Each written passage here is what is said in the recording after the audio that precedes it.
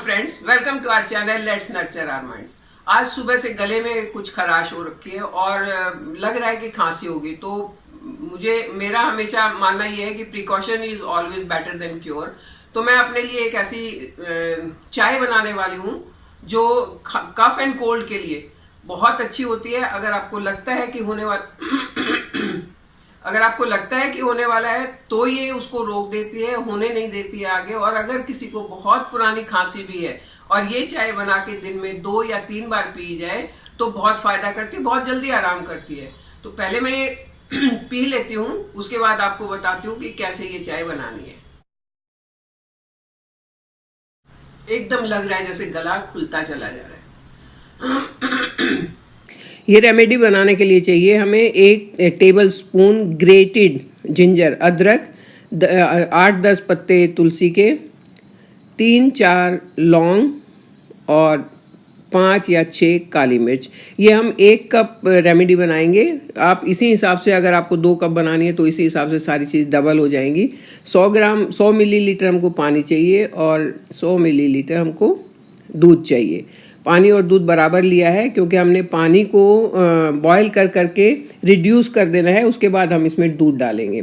इसमें जितनी भी चीज़ें यूज़ की गई हैं उनकी एंटी माइक्रोबायल, एंटी बैक्टीरियल और एंटीबायोटिक प्रॉपर्टीज़ होती हैं जो इम्यून सिस्टम को बूस्ट करती हैं। इनमें विटामिन सी भी होता है और इसीलिए ये गले को बड़ा कंफर्ट देती हैं।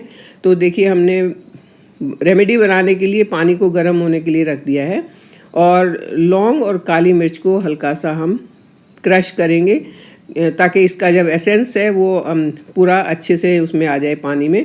और उसके बाद इन सब चीज़ों को हम बॉईल करने के लिए डाल देंगे। तो मैं इसकी प्रॉपर्टीज़ की बात कर रही थी, इसके बेनिफिट्स की बात कर रही थी।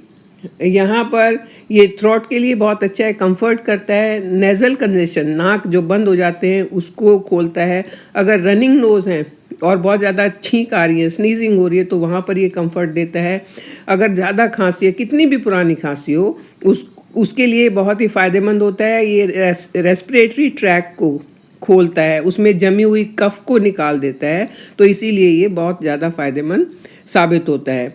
ये हमने इसमें सारी चीज़ डाल दी है और अब हम इसको बॉयल करके जो हमने 100 मिली पानी लिया था वो अप्रॉक्सीमेटली 40 मिली उसको रखेंगे, बाकी सारा सुखा देंगे। और बहुत तेज़ आंच पर नहीं, मंदी आंच पर इसको रखेंगे। इस रेमेडी को दिन में अगर 2 से 3 बार हम लें तो ये बहुत फ़ायदा करती है। और जब भी पीना है उसको गर्म ही पीना है, ठंडा नहीं पीना है। अब क्योंकि हम इसको हल्का सा मीठा होगा तो टेस्ट आएगा, तो हमने थोड़ी सी इसमें ब्राउन शुगर या चीनी डाली है, बहुत कम मात्रा में डाली है। या आप इसको गैस से उतारने के बाद इसमें हनी मिला सकते हो।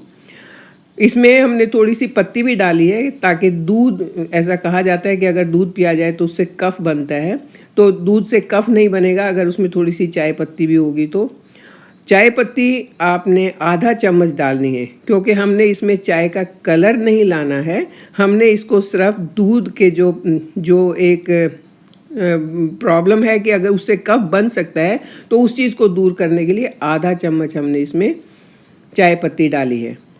और अब इसको पूरा 2 मिनट तक फिर उबलने देंगे और फाइनली ये हमारे पास सिर्फ 100 मिली दूध बच जाएगा।